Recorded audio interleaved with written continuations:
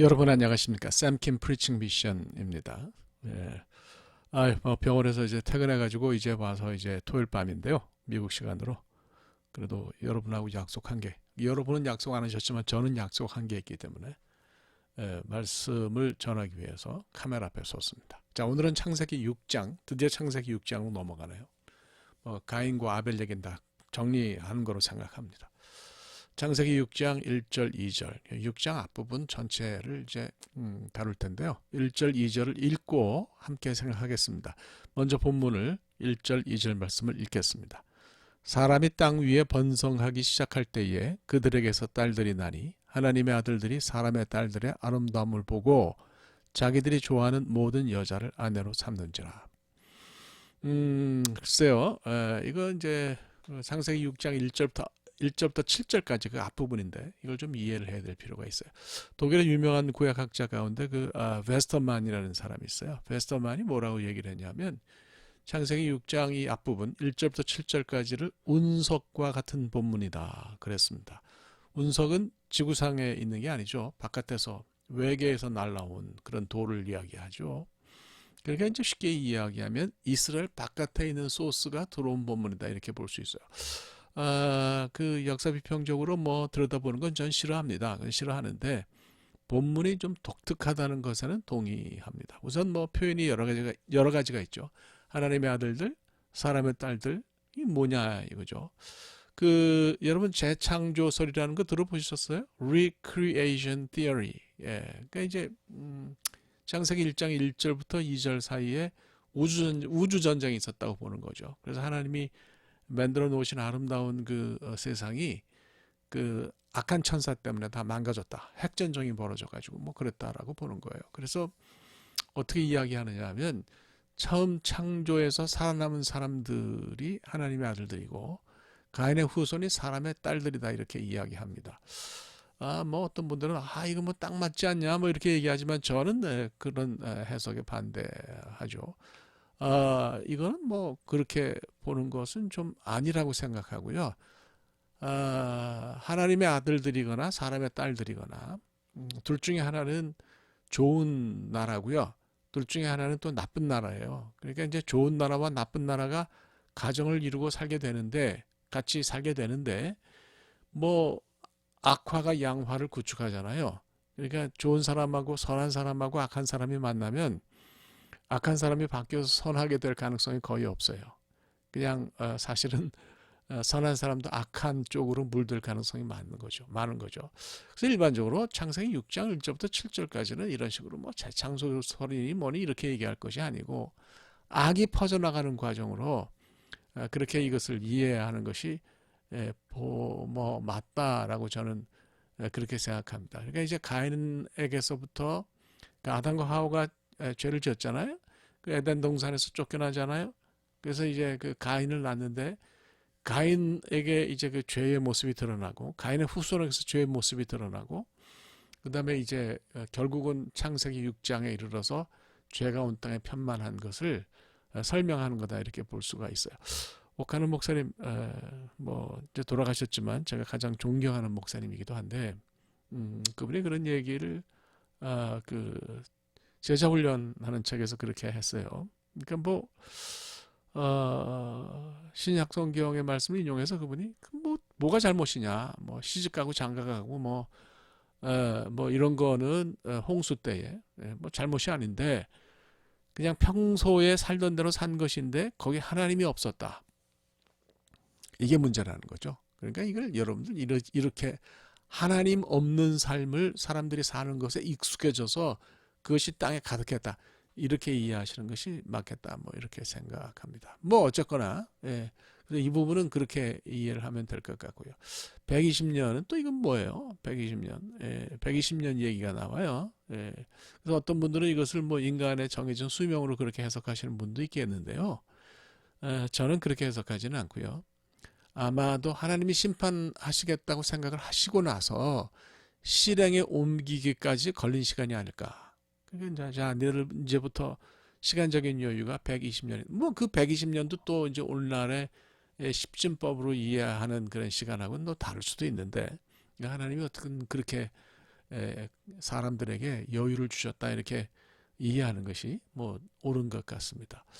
그러면 네피림이라고 하는 단어가 또 있어요. 밖에서 들어온 말이죠. 그래서 밖에서 들어올 때 이게 이제 밖에서 원래 어떤 의미를 가지고 있었느냐 하는 것은 다 사라지고 이스라엘 백성에게는 그저 큰 덩치를 가진 사람을 일컫는 말 정도로 그렇게 이해가 되어졌다. 이렇게 보면 될 것 같습니다. 자, 이게 뭐 여러 가지 좀 이런 그 우리가 이해하기 힘든 표현들이 있기 때문에 창세기 6장 1절이 좀 독특하죠. 그래서 이 부분을 아까 말씀드린 것처럼 창세기 4장의 가인으로부터 시작된 이런 악함이 점점 퍼져나가서 결국 온 땅에 가득하게 된 과정을 설명하는 것으로 그렇게 이해하는 것이 맞는 것 같아요.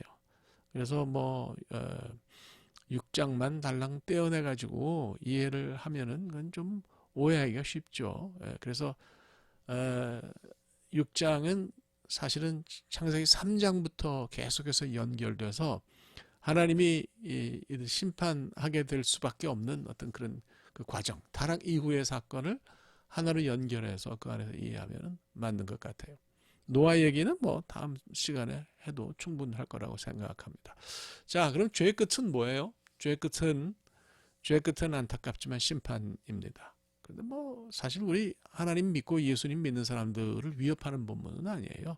우리는 죄를 해결하는 것에 관심 있는 사람들이잖아요.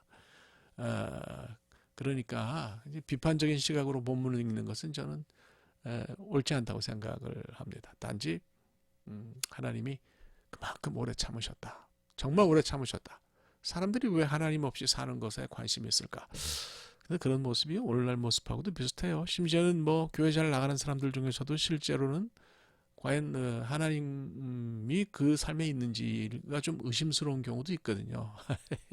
이런 얘기하면 또 뭐 어떻게 받아들이실지는 모르겠는데 이제는 여러분 정말 우리가 냉철하게 생각을 해야 돼요. 제대로 믿느냐 안 믿느냐 하는 것이 굉장히 중요하다라고 그렇게 생각합니다. 그래서 하나님이 어떤 오래 참으셨고요. 하나님이 가인 같은 사람도 살려주실 정도로 사람들을 사랑하신 것을 우리가 기억해야 될 것 같습니다. 창세기 18장을 보면 소돔과 고모라의 멸망 얘기가 나와요. 그 하나님과 아브라함이 대화하는 과정 가운데서 의인 10명이 없었기 때문에 결국 그 소돔과 고모라가 멸망하죠. 아브라함이 그래요. 하나님 의로우신 분인데 의인을 악인과 함께 죽이는 것이 부당하지 않습니까? 예. 그럼 뭐 하나님 맞다 그러죠. 오케이. 나 의인을 악인과 함께 죽일 수 없으니 의인 10명만 있어도 내가 소돔과 고모라를 멸하지 않겠다. 그렇게 하나님 말씀하시잖아요. 엄청나게 참으시고 엄청나게 기다리시는 거죠. 그래서 이제 우리가 생각해야 될 것은 결국 내가 어떻게 살아야 될 거냐. 뭐 저는 복잡한 얘기는 다 관두고요. 11번째 의인이 되는 삶을 내가 살면 되겠다 이렇게 생각합니다. 심판은 하나님의 권한이니까 그것을 결정하는 것은 하나님의 몫인데 그걸 떠나서 우리는 최선을 다해서 제대로 잘 살면 좋겠다. 뭐 그렇게 생각합니다. 뭐 완벽한 인간이 어디 있겠어요? 병원에서 자주 듣는 말이 아웃컴이 중요하다. 결과가 중요하다 이런 얘기를 하는데 뭐 내 인텐션이 어떤지는 별로 큰 상관이 없다 이런 얘기를 듣는 때가 있어요. 근데 저는 조금 생각이 달라요. 결과가 중요하긴 해도 하나님은 우리의 의도를 보신다. 우리의 의도를 더 크게 보실 수도 있다 이런 생각이 듭니다. 우리가 어쩌다 죄를 짓기는 하지만 잘못하긴 하지만 하나님 뜻대로 살려는 어떤 선한 의도가 있으면 그것도 그분은 크게 보시지 않겠어요? 그래서 우리가 의롭게 산다는 것은 뭐 율법을 지키면서 그런 차원에서 생각하는 것이 아니고 다른 사람의 삶을 살리는 삶을 사는 것을 뜻하는 거예요. 우리가 선한 의지를 가지고 제대로 살면 우리 때문에 옆에 주변에 있는 사람들이 다 죽을 사람들인데 그 사람들이 살아요. 여러분 샌프란시스코에 가면 금문교라는 다리가 있어요. 골든 게이트 브릿지라는 다리가 있는데 너무 아름답거든요. 그 아름다운 건 사람들이 보면 되는데 와서 자꾸 거기서 죽으니까 샌프란시스코 시장이 견디다 못해서 거기 팻말을 하나 세웠는데 뭐라고 팻말을 세웠냐면 Think about it again. 다시 한번 생각해 보시오. 그래서 이제 거기 뭐 목숨을 버리러 왔던 많은 사람들이 think about it again 이 말에 다시 생각해보고 살아서 돌아가는 사람들이 많아졌어요. 근데 이제 어느 날 어떤 젊은이가 실현을 하고서 실현하면 세상이 다 끝난 것 같잖아요. 고개를 푹 숙이고 강가로 내려오는데 고개를 숙이고 내려다 보니까 팻말을 못 봤단 말이에요. 그래서 이제 강가까지 내려와가지고 거기서 죽으려고 신발을 벗어놓고 찬물을 바라다 보니까 억울한 거예요. 내가 왜 죽어? 나 뭐 인류의 절반은 여자라 그러는데 나 죽지 말아야지. 다시 좀 제대로 잘 살아야지. 그리고 다시 걸어서 올라오는데 보니까 내려올 때 못 보던 팻말이 있단 말이에요. 그래서 보니까 거기 think about it again 이런 말이 있어요. 내가 뭐하러 여기 왔지? 죽으러 왔지. 그래서 다시 기어 내려가서 죽었다는 우스갯소리가 있어요. 우스갯소리예요. 여러분 똑같은 팻말이잖아요. 똑같은 팻말인데 어떤 팻말은 죽으러 가는 사람을 살리는 팻말이 있어요. 그 팻말을 부딪히게 되면 죽을 수밖에 없는 사람이 살아요. 그런데 또 어떤 팻말은 똑같은 팻말인데 살아나오던 사람이 죽기도 해요. 생명이 충만하다는 사람이 어떤 사람을 만나면 생명이 오히려 죽는 것을 볼 수 있어요. 우리는 어떤 사람이냐? 어떤 사람으로 살아야 되느냐? 옆에 있는 우리 주변에 있는 죽을 수밖에 없는 사람들을 그 사람들이 우리와 부딪히게 되면 그 사람들을 살리는 그런 삶을 살아야 된다. 저는 그렇게 생각해요. 그러니까 다른 사람들을 죽이는 삶이 아니라 살리는 삶을 살자. 그것이 오히려 창세기 6장 1절부터 7절 사이에서 우리가 발견할 수 있는 가장 큰 교훈이 아닌가 그렇게 생각합니다. 잠시 기도할까요? 하나님 오래 참으시고 또 참으셨지만 인간이 하나님 없이 살기를 너무 즐겨하기 때문에 결국 인류가 심판 앞에 직면했음을 오늘 말씀을 통해서 다시 한번 생각합니다. 하나님 우리가 제대로 살기를 원합니다. 우리 주변에 있는 다른 죽어가는 사람들까지도 살릴 수 있는 그들이 우리와 부딪히게 되면 죽음을 떨구어내고 살아날 수 있는 그런 삶을 살기를 원합니다. 제대로 살 수 있도록 우리를 인도하여 주시옵소서. 예수 그리스도의 이름으로 기도합니다. 아멘. 네, 감사합니다. 오늘 여기까지 하면 될 것 같아요. 다음 주에 노아 얘기를 좀 해보도록 그렇게 하겠습니다. 고맙습니다.